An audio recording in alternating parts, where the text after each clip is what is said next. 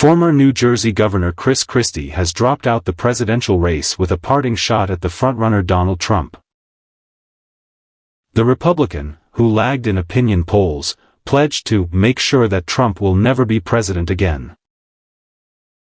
Mr. Christie had faced pressure to drop out as critics of Mr. Trump's scramble to unify the party behind a viable alternative to the ex-president.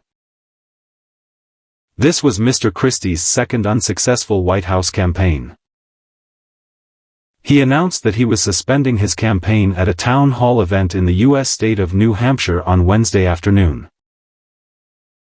Mr. Christie devoted much of his final speech to a plea to Republican voters to reject Mr. Trump.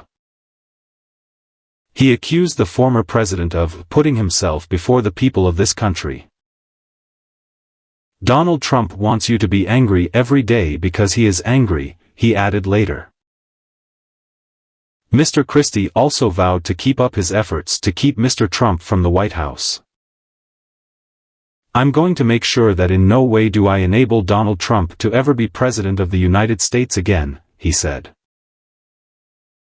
In his remarks, Mr. Christie did not endorse any of the few other contenders still standing in the race. Mr. Christie's exit comes days before the Iowa caucuses, the first of the state-by-state contests in which Republican voters will pick their preferred candidate for president. The eventual winner will be anointed the Republican White House nominee in July, before going on to challenge the Democrat, likely Joe Biden, this November. Mr. Christie launched his 2024 presidential campaign last summer, and immediately began taking swings at Mr. Trump.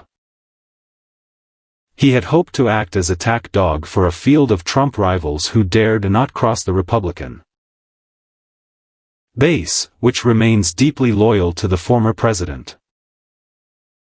This strategy resulted in some zingers during the primary debates, but without Mr. Trump on stage, Mr. Christie failed to land any serious direct blows. He has faced pressure from within an anti-Trump faction of the Republican Party to drop out, so as to allow a challenger such as Florida Governor Ron DeSantis or former UN Ambassador Nikki Haley to emerge from the pack. Ms. Haley has been presenting a possible threat to Mr. Trump in New Hampshire. The early voting state has a large faction of unaffiliated voters, and has been known to deliver unpredictable results. But on a hot mic moments before he announced he was dropping out, Mr. Christie predicted that Ms. Haley was going to get smoked, and you and I both know it. "She's not up to this," he added.